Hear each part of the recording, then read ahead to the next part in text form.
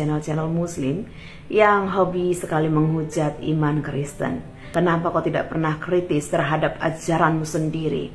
Seharusnya ketika kau sibuk mencampuri agama orang lain, sibuk mengatakan Yesus itu bukan Tuhan dan bla bla bla dengan penuh hujatan, seharusnya kau bertanya kepada ulamamu, benarkah Muhammad itu adalah nabi? Apa yang membuat dia menjadi seorang nabi? Iya, shalom ya, puji Tuhan. Siang ini saya bertemu dengan Pak Ustadz yang ada di Jakarta, Pak Ustadz ya, Jamilun dan Ustadz-Ustadz lainnya, ya, dalam rangka membantu ya pembangunan Majelis Taklim buat. Ya Allah, ya Tuhan kami, berikanlah kami Rohul Kudus-Mu, karena kami memintanya di dalam rahmat-Mu, Isa Al-Masih, junjungan kami yang ilahi.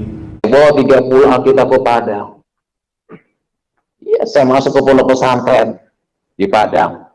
Puji Tuhan, di Padang sudah hampir 400 santrinya terima Yesus. Amin. Di YouTube itu ada pendeta, Bapak mohon maaf, namanya Yosua, dan katanya pendeta ini ngirim Bible, ngirim Alkitab ke ponpes-ponpes di Kota Padang.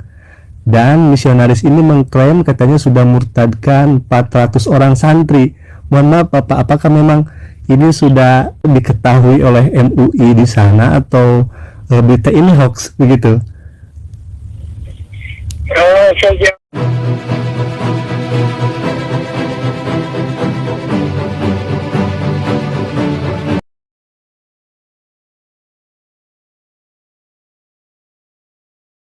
Yang pertama, saya juga tidak mengerti kenapa Muslim itu, kalian itu suka sekali mencari pengakuan. Muslim itu sangat haus pengakuan. Ya, dimulai dari pimpinannya, ya, sebagaimana kita tahu, Muhammad. Oke. Nah, saya mau tanya kepada saudara yang Muslim tentunya, terutama untuk saudara channel-channel Muslim yang hobi sekali menghujat iman Kristen, Injil, Tuhan Yesus, dan juga Alkitab. Ya, pertanyaan saya adalah, jika kalian sekritis itu terhadap orang-orang Kristen, terhadap iman orang Kristen, terhadap Alkitabnya orang Kristen, terhadap Tuhan kami, Tuhan Yesus Kristus, kenapa kau tidak pernah kritis terhadap nabimu sendiri? Kenapa kau tidak pernah kritis terhadap ajaranmu sendiri? Seharusnya ketika kau sibuk mencampuri agama orang lain, sibuk mengatakan Yesus itu bukan Tuhan dan bla bla bla dengan penuh hujatan, seharusnya kau bertanya kepada ulamamu, benarkah Muhammad itu adalah nabi? Apa yang membuat dia menjadi seorang nabi? Siapa yang mengetahui dia itu nabi yang diutus? Karena kalau orang mengaku-ngaku saja, saudara, itu tidak sah. Hukum saja, ya, di Indonesia, dimanapun berada, itu butuh 2 saksi untuk menyatakan bahwa apa yang disampaikan oleh terdakwa itu benar atau salah. Itu butuh saksi. Siapa saksi? Si Muhammad yang melihat dia mendapat wahyu Tuhan bahwa dia seorang nabi. Siapa saksinya Muhammad? Tidak ada kan? Ini poin yang pertama. Seharusnya kau bisa kritis dalam hal ini.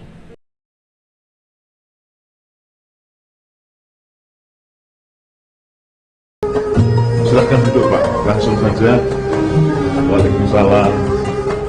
Assalamualaikum warahmatullahi wabarakatuh. Waalaikumsalam warahmatullahi wabarakatuh. Saudara-saudara, marilah kita menghormati kehadiran Isa Al-Masih di tengah-tengah kita, bahwa dia pernah bersabda, di mana 2-3 orang berkumpul di dalam namanya, Ruhnya hadir di tengah-tengah kita. Kita datang dengan kerendahan hati pada Isa Al-Masih, kalimatullah yang hidup dan menjadi korban bagi kita, dan kita boleh hidup dalam kebahagiaan. Malam ini sebelum kita mulai, saya ingin memutarkan sebuah kaset yang berisi pembacaan kitab Injil dalam bahasa Arab yang dikirimkan oleh seorang saudara dari Mesir. فصلوا أنتم مثل هذه الصلاة.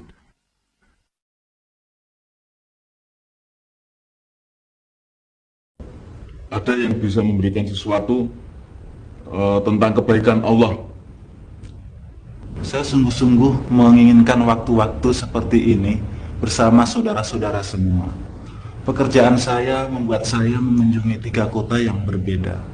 Dan sekarang saya sadar bahwa saya membutuhkan pertemuan seperti ini lebih dari yang saya perkirakan. Kira-kira 2 minggu ini, saya merasa tidak tenang dan saya sungguh tergoda untuk melakukan perbuatan yang saya lakukan pada waktu saya masih bujangan, yaitu melampiaskan hawa nafsu. Saya sungguh menyesal dan malu akan pikiran kotor itu, walaupun kali ini saya tidak sampai melakukannya. Saya tahu apa yang Bapak rasakan. Bapak nggak perlu malu dengan hal itu. Katakanlah kepada Allah bahwa Bapak menyesali pikiran itu, maka Allah akan mengampuni diri Bapak di dalam nama Isa Rahmat. Ya Allah, ya Tuhan kami, berikanlah kami Rohul Kudus-Mu, karena kami memintanya di dalam rahmat-Mu, Isa Al-Masih, junjungan kami yang ilahi.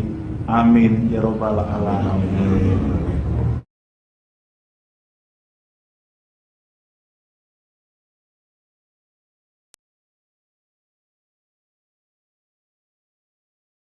Iya, shalom ya. Puji Tuhan, siang ini saya bertemu dengan Pak Ustadz yang ada di Jakarta. Pak Ustadz ya, Jamilun dan Ustadz-Ustadz lainnya. Dalam rangka membantu ya pembangunan Majelis Taklim buat Majelis Taklim Al-Quran Yatim Piatu ya.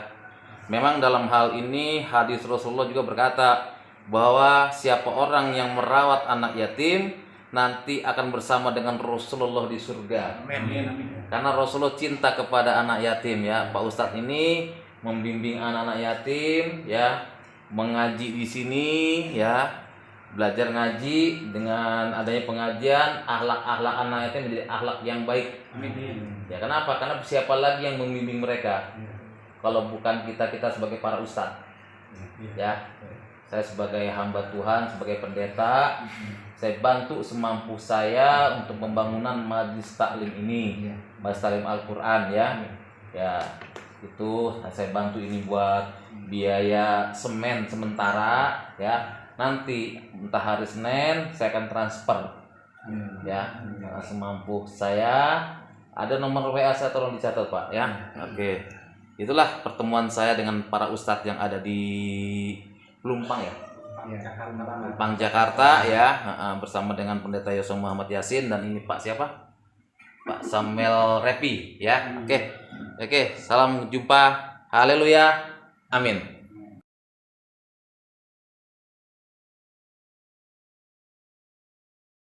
Saya bawa 30 Alkitab ke Padang. Ya, saya masuk ke pondok pesantren di Padang.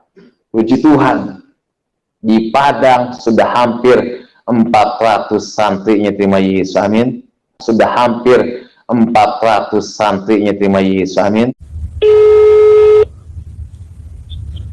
Assalamualaikum. Ya, waalaikumsalam. Bapak, mohon maaf, saya tadi telepon dan hubungi dari LP apa gitu ya, saya lupa lagi. Saya pengen konfirmasi dan tabayun Bapak. Kebetulan katanya ada yang di pusat di MUI namanya Pak Marwan dan saya dikasih nomor Bapak.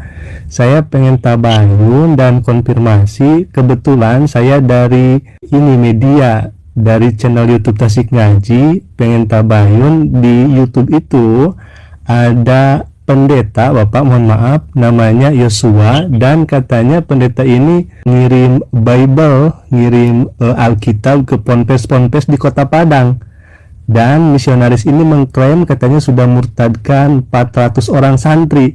Mohon maaf Bapak, apakah memang ini sudah diketahui oleh MUI di sana atau berita ini hoax begitu? Sejauh ini informasi itu belum sampai ke kita, Pak. Oh iya. Saya dari MUI Provinsi, Pak, bukan Kota Padang. Oh iya. Provinsi Sumatera Barat. Oh ya, berarti sampai saat ini memang berita itu belum sampai ya Pak ya? Belum. Ya. Kayaknya ya bisa saja itu hoax itu. Oh iya. Tapi semua begitu, kita tentu harus ada kehati-hatian. Iya. Jadi Bapak dari mana ya, Pak? Saya itu dari channel YouTube Tasik Ngaji, Bapak. Kebetulan saya bergelut untuk mengcounter tuduhan dan fitnahan ya salah satunya misionaris ini yang mengotak-atik Al-Quran seperti itu. Nah kebetulan Yosua ini katanya di channel YouTube-nya itu mengklaim sudah mengkristenkan 400 santri. Saya juga agak shock begitu ya, kok 400 santri bisa murtad begitu. Makanya saya cari-cari info di saudara kita di Padang. Kebetulan tadi ada yang ngirim nomor Bapak, saya juga langsung tabayun dan konfirmasi, dan ternyata memang itu bisa dikatakan ya hoax ya Pak ya, bisa dikatakan hoax karena memang mungkin kalau sudah sebanyak itu dia Kristen kan, dia murtadkan. Ya seharusnya kan di Kota Padang itu kan heboh juga seharusnya itu. Jangan kan 100 orang ya kan, 1 orang aja biasanya yang kasus seperti itu cepat beritanya itu tersebar, Pak. Iya. Ini diam-diam aja ya kan, kemarin juga di kantor nggak ada itu apa nih. Oh iya, Masya Allah. Ya kalau seperti itu sudah ada benang merahnya Bapak. Terima kasih atas konfirmasinya. Saya juga bisa leluasa gitu nanti untuk membantah subhatan non muslim ini. Ya semoga menjadi pahala juga buat Bapak. Mohon maaf Pak, saya mengganggu waktunya. Mohon maaf. Ya terima kasih Bapak. Assalamualaikum. Waalaikumsalam.